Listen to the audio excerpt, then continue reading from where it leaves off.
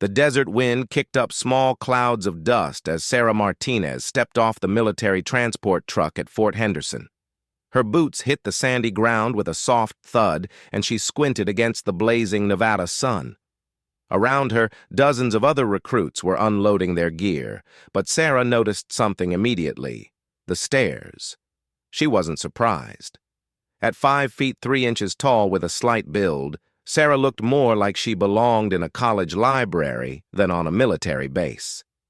Her fellow recruits towered over her, most of them broad-shouldered men who had probably been hunting since they could hold a rifle. She pulled her duffel bag over her shoulder and walked toward the barracks, trying to ignore the whispered conversations happening behind her. "Did you see the little one?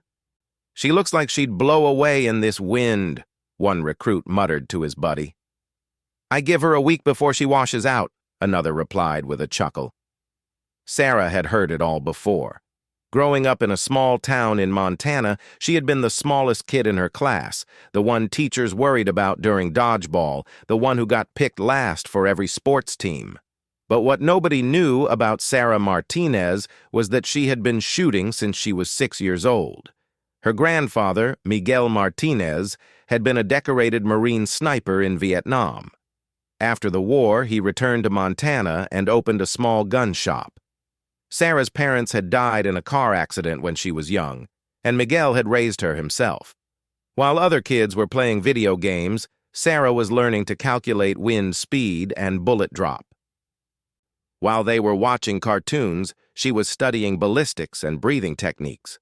The first day of training began at dawn. Drill Sergeant Thompson, a mountain of a man with a voice that could wake the dead, lined up all the recruits in the blazing sun. His eyes scanned the group like a hawk searching for prey, and when they landed on Sarah, they lingered for a moment longer than the rest. "Listen up, maggots," Thompson bellowed. "Some of you think you're hot shots because you hunted deer back home. Some of you think military training is going to be like playing soldier in your backyard. You're all wrong. This is real life, and in real life, being able to shoot straight is the difference between coming home alive and coming home in a box." Sarah stood at attention, her back straight and her eyes forward. She could feel the other recruits glancing at her, probably wondering if she would faint from the heat or start crying from the sergeant's harsh words. She did neither. The first week of training was brutal. Physical conditioning in the desert heat left half the recruits throwing up behind the barracks. Combat training had grown men nursing bruised egos along with their bruised bodies. Sarah struggled with some of the physical aspects. She couldn't do as many push-ups as the men, and she definitely couldn't carry the heavy equipment as easily. But she never complained, never quit, and never asked for special treatment. It was during the second week that firearms training began. The recruits were marched to an outdoor shooting range where several instructors waited with various weapons laid out on tables. Sarah felt her pulse quicken slightly. Not from nervousness, but from anticipation. This was what she had been waiting for. Instructor Davis, a thin man with careful eyes, began explaining the basics of rifle operation. Sarah listened politely, even though she probably knew more about firearms than some of the instructors.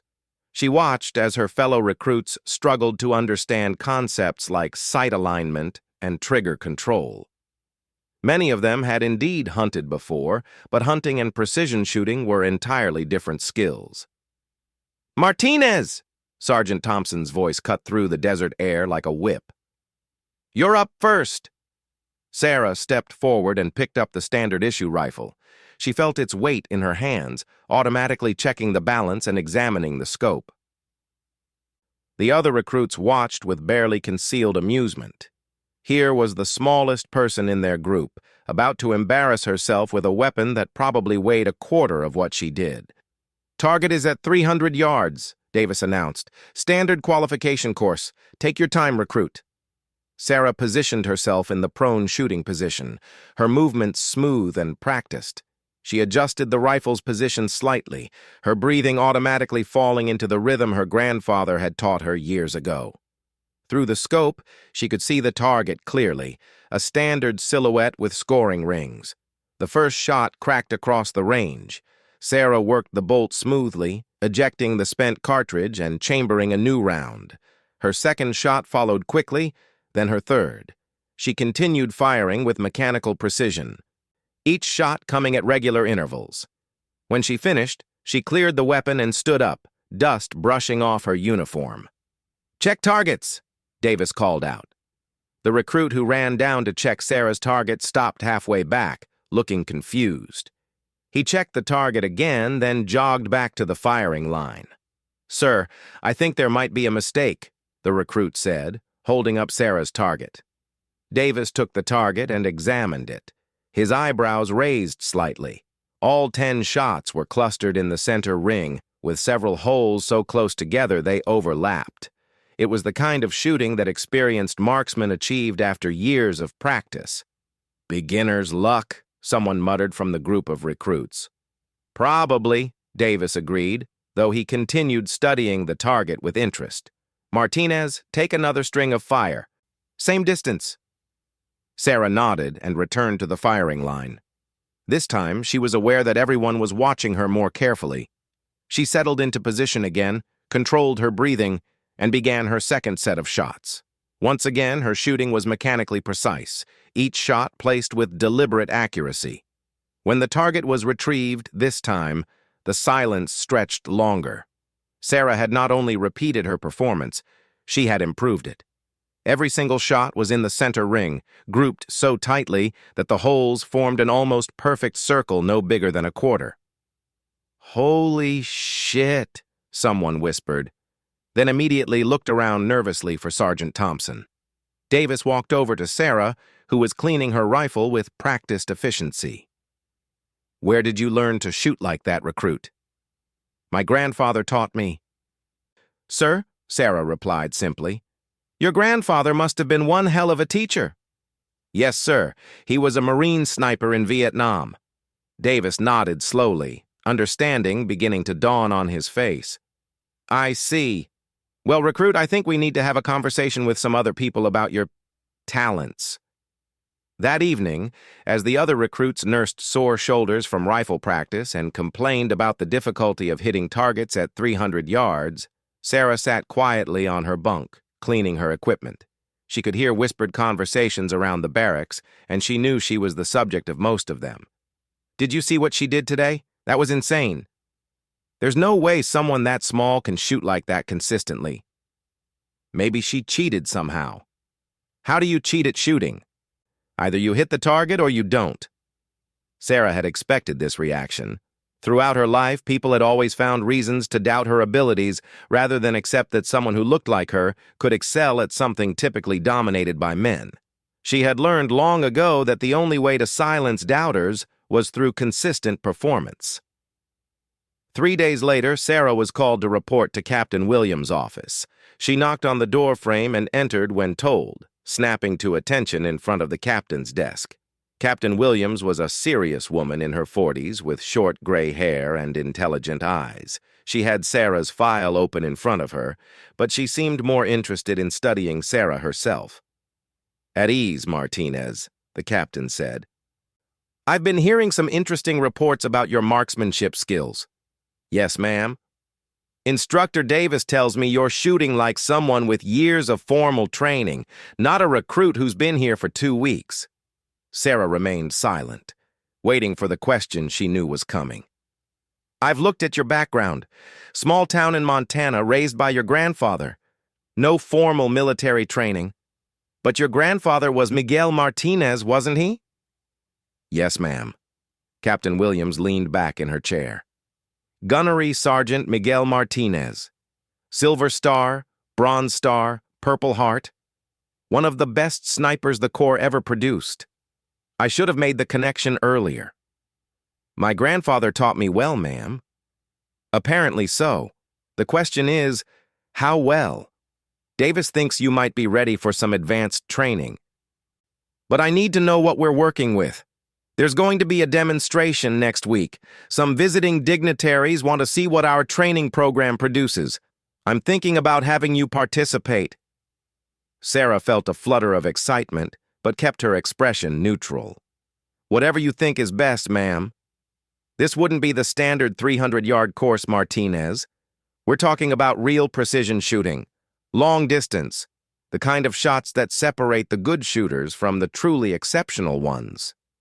I understand, ma'am. Captain Williams studied her for a long moment.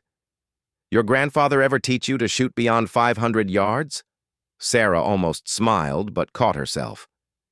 Yes, ma'am. Much further than that. How much further? As far as the rifle could reach, ma'am. Captain Williams closed the file and leaned forward. All right, Martinez, we'll see what you can do. But I'm warning you, there are going to be a lot of people watching, including some who have their own opinions about women in combat roles. If you're going to do this, you need to be perfect. I won't let you down, ma'am. As Sarah left the captain's office, she felt a familiar sensation, the calm confidence that came from knowing exactly what she was capable of. She had spent years preparing for moments like this, even if she hadn't known it at the time. Her grandfather's voice echoed in her memory. Mija, never let anyone tell you that you can't do something because of how you look.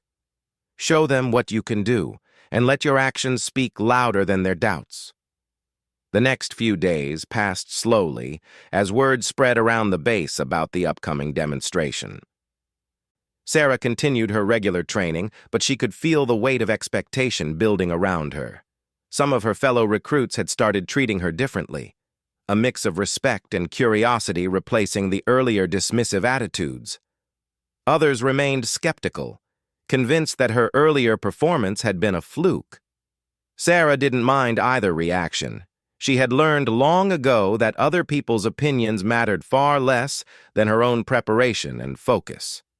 Every evening after regular training ended, she would find a quiet spot and run through the mental exercises her grandfather had taught her. Visualizing different shooting scenarios, calculating distances and wind effects, practicing the breathing and trigger control techniques that had become second nature.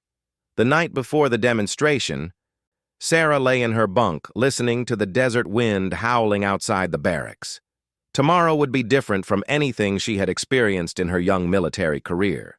Tomorrow, she would either prove herself in a way that would change how people saw her, or she would fail in front of an audience that included some very important people.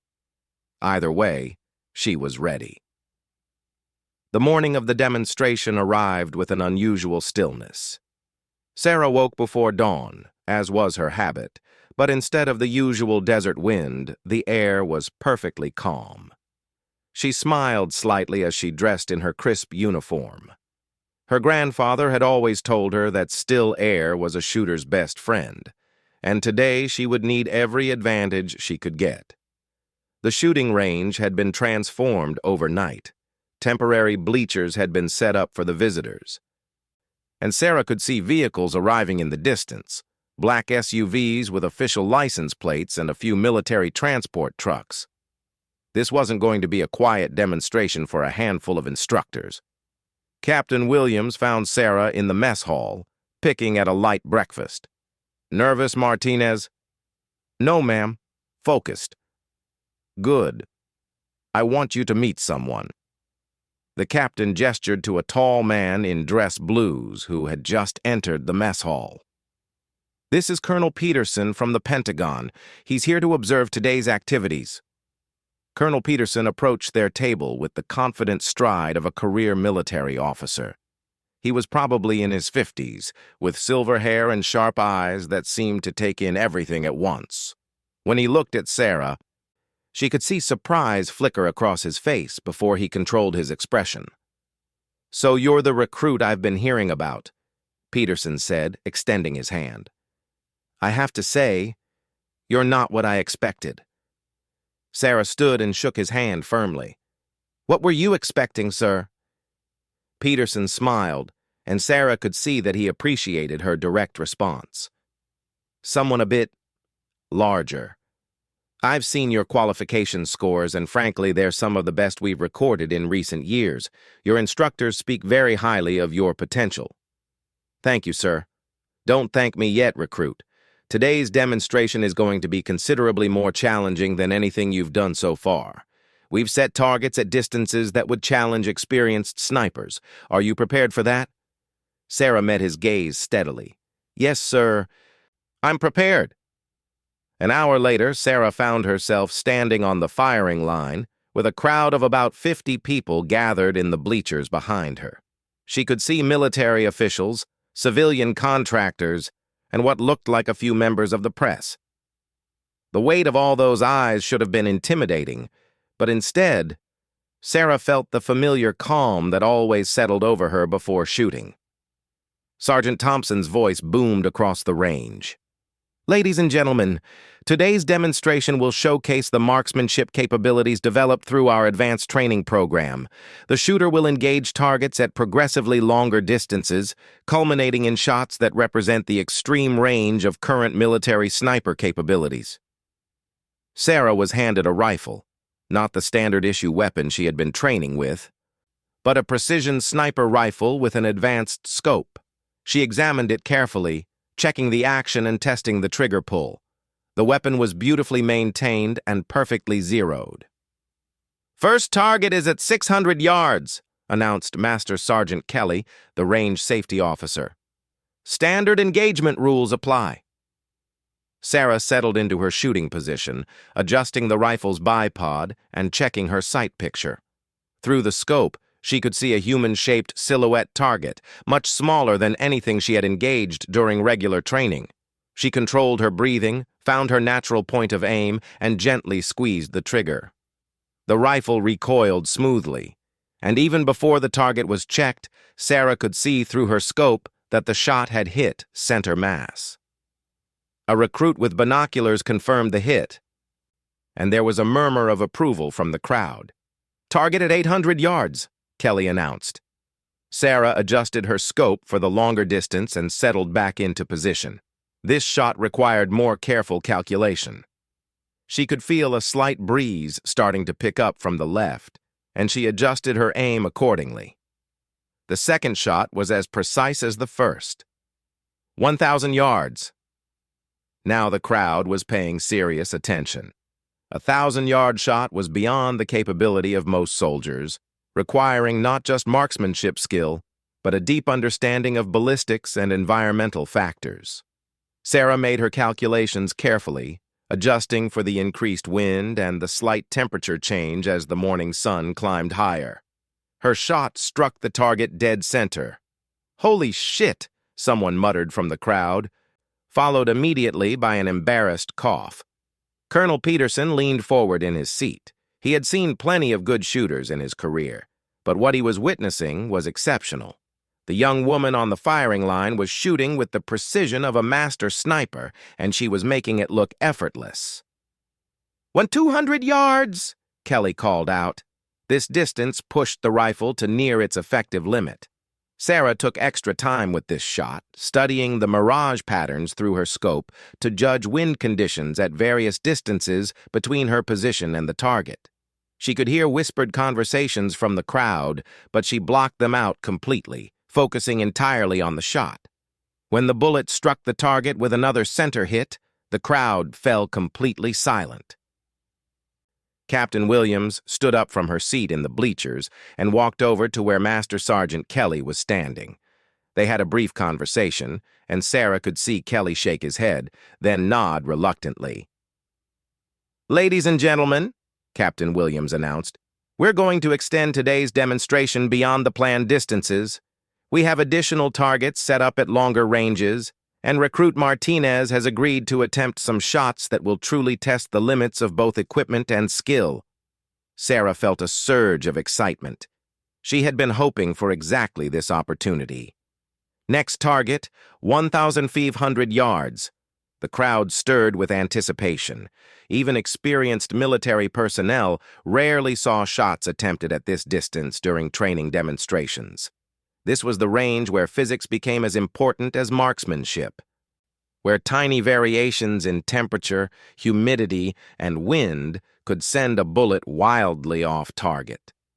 Sarah took her time preparing for this shot. She studied the wind patterns more carefully, noting how the grass moved at different distances. She calculated bullet drop and drift, making fine adjustments to her scope. Through the powerful optic, the target looked impossibly small. The shot felt perfect the moment she broke the trigger. Sarah could sense, with the intuition that comes from thousands of hours of practice, that the bullet was flying true. Seconds later, the target checker's voice crackled over the radio. Dead center hit at 2,500 yards. The crowd erupted in amazement. Even the hardened military veterans in the audience were impressed. Shooting accurately at 1,500 yards required not just skill, but an almost supernatural understanding of ballistics and environmental conditions. Colonel Peterson stood up from his seat and walked down to the firing line.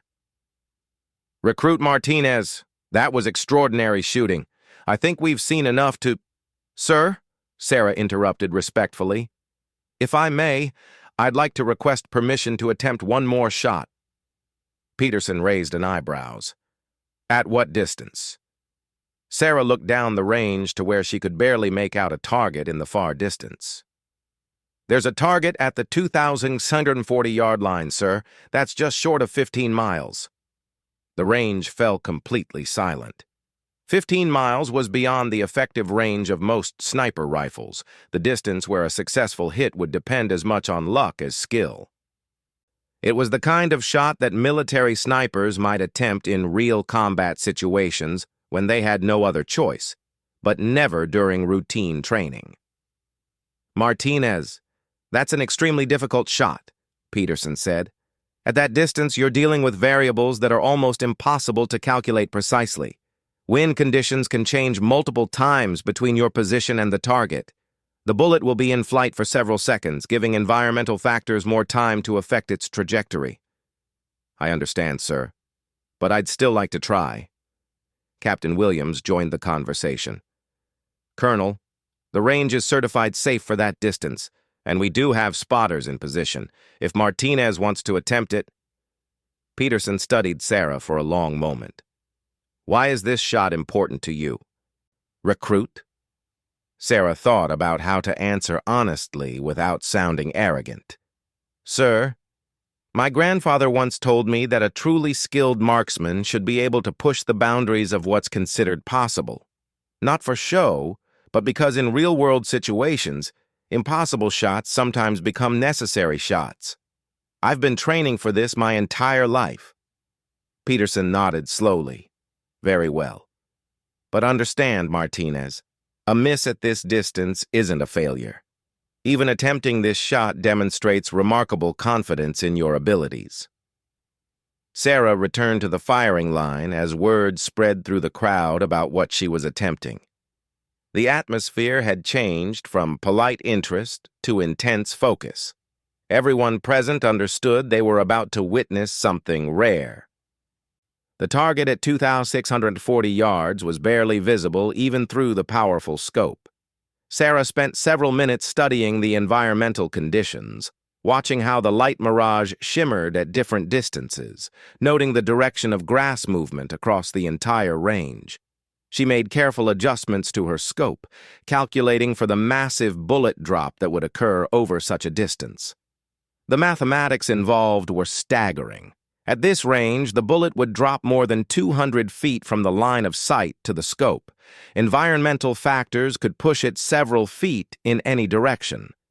Temperature differences between her position and the target area could affect bullet velocity. Even the rotation of the Earth would have a minor effect on the bullet's flight path. Sarah controlled her breathing and settled into perfect shooting position. Through the scope, she could barely make out the target, a small black rectangle against the desert background. She made her final calculations, said a silent prayer to her grandfather's memory, and slowly increased pressure on the trigger. The rifle bucked against her shoulder, and the bullet began its long journey downrange. Sarah kept her eye on the scope, watching for any sign of impact. The crowd behind her was completely silent, everyone straining to see the distant target. Seconds passed. The bullet was flying through air that Sarah couldn't see, affected by wind currents and temperature variations that she could only estimate. For a moment that stretched like eternity, No one knew whether the shot had found its mark. Then the radio crackled to life with the voice of the spotter positioned near the distant target. Impact, checking, Jesus Christ, we have a hit. Direct center hit at 2,640 yards. The crowd exploded into cheers and applause. Sarah sat up from her shooting position, a smile finally breaking across her face.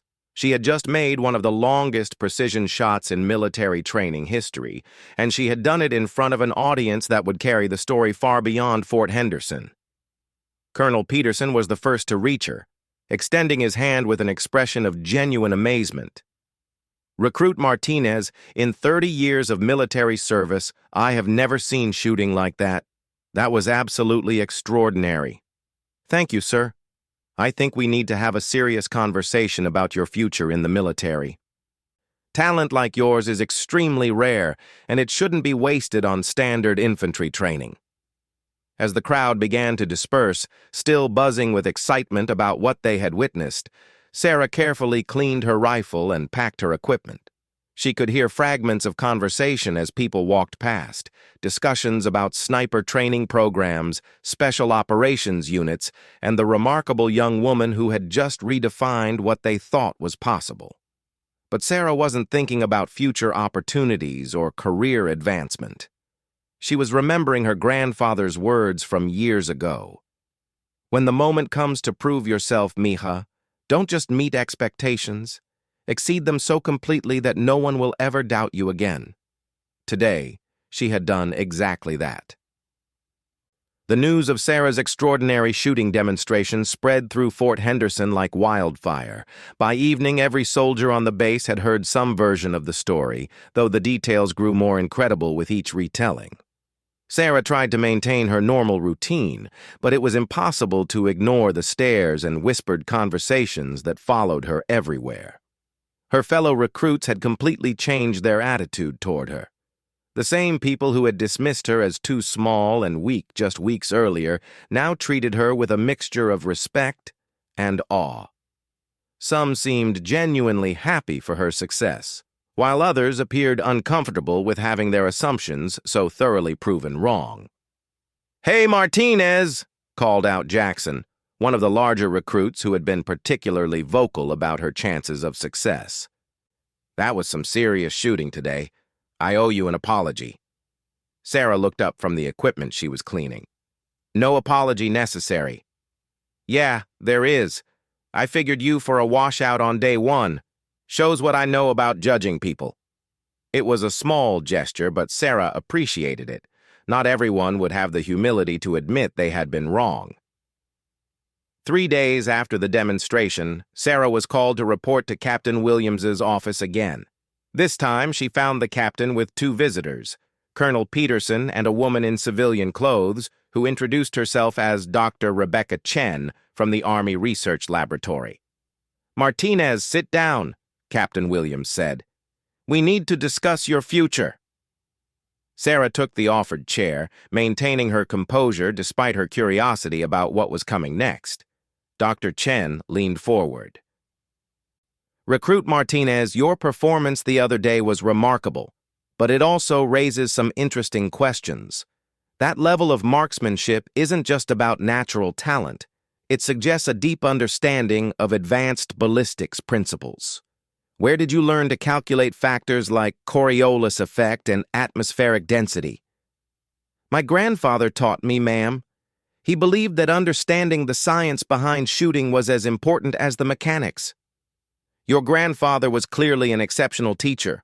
What we witnessed suggests training that goes beyond what most military snipers receive. Colonel Peterson and I have been discussing some opportunities that might interest you." Colonel Peterson took over the conversation. "Martinez, how familiar are you with the Army's Special Operations units?" "Basic knowledge, sir. I know they handle specialized missions that require advanced training. What would you say if I told you that there's a program specifically designed to develop elite marksmen, snipers who can operate in situations where standard military units wouldn't be effective?" Sarah felt her pulse quicken slightly. "I'd say that sounds like something I'd be very interested in, sir." "The program is extremely selective. Dr. Chen added. Out of thousands of candidates, only a handful are chosen each year. The training is intense, lasting over a year, and many qualified soldiers don't make it through. The difference, Colonel Peterson continued, is that this program doesn't just teach marksmanship. It teaches advanced fieldcraft, survival skills, intelligence gathering, and operations in hostile territory. Graduates often work alone or in very small teams, sometimes for months at a time. Sarah absorbed this information carefully. "What would be required of me?" Captain Williams answered. "First, you'd need to complete your basic training here with exemplary performance in all areas, not just marksmanship. Then, if selected, you'd report to a classified training facility for evaluation and advanced instruction. I should mention," Colonel Peterson added, "that your performance the other day has already generated significant interest. There are people in Washington who are very eager to meet you." "People in Washington?" Dr. Chen smiled. "Let's just say that your abilities have been noticed at the highest levels of military command. The shot you made exceeded the performance of some of our most experienced snipers. That kind of capability is exactly what modern military operations require." Sarah thought about her grandfather, wondering what he would advise in this situation. She suspected he would tell her to follow her abilities wherever they led, even if the path was uncertain. "What's the next step?" she asked. "Finish your current training," Captain Williams replied. "Excel in every aspect, not just shooting. Show that you can handle the complete demands of military service. Meanwhile, we'll begin the paperwork for your security clearance and start the preliminary evaluation process." Over the following weeks, Sarah threw herself into her training with renewed focus. She attacked the physical conditioning with determination, pushing herself to improve in areas where her size had been a disadvantage. She studied military tactics and procedures with the intensity of a graduate student. Most importantly, she demonstrated the same precision and attention to detail in every aspect of training that she showed on the rifle range. Her instructors began to notice that Sarah's exceptional abilities extended beyond marksmanship. She had an uncanny ability to observe and remember details that others missed. During tactical exercises, she consistently identified enemy positions and weaknesses that more experienced soldiers overlooked. Her reports were detailed and accurate, written with the analytical precision of someone who understood that small observations could have large consequences. "Martinez has what we call battlefield intelligence," Master Sergeant Kelly told Captain Williams during a routine evaluation meeting. "She sees patterns and connections that other soldiers miss. That's not something you can teach." Meanwhile, word of Sarah's abilities continued to spread beyond Fort Henderson. Military blogs and forums buzzed with discussions about the mystery recruit who had made an impossible shot. Some posts were skeptical, dismissing the reports as exaggerated stories. Others speculated about her background and training. The attention made Sarah somewhat uncomfortable, but she tried to focus on her immediate responsibilities rather than the growing mythology surrounding her shooting demonstration. 2 months after the demonstration, Sarah received orders to report to a nondescript office building in Virginia for what was described as a career consultation. She traveled in civilian clothes and was met by a man who introduced himself only as Mr. Anderson. "Ms. Martinez, thank you for coming. I represent a joint task force that develops specialized capabilities for the Department of Defense. We've been following your progress with great interest." The office was plain and unremarkable, but Sarah noticed details that suggested it was more than it appeared. Reinforced doors, no windows, and security cameras discreetly positioned throughout the room. "Your performance at Fort Henderson was remarkable, but we're more interested in your overall potential. Our psychologists have analyzed your training records and believe you possess a rare combination of technical skill, analytical thinking, and emotional stability. Anderson opened a thick folder and began reviewing what appeared to be a comprehensive analysis of Sarah's abilities and background. You score in the 99th percentile for spatial reasoning, pattern recognition, and stress management. Your marksmanship abilities are obviously exceptional, but more importantly, you demonstrate consistent performance under pressure. What kind of work would this involve? Sarah asked. I can't give you specific details without a security clearance, but I can tell you that it would involve situations where precision and discretion are absolutely critical.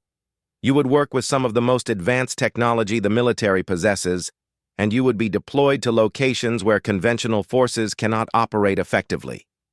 Sarah considered this carefully. And if I'm not interested? Anderson smiled.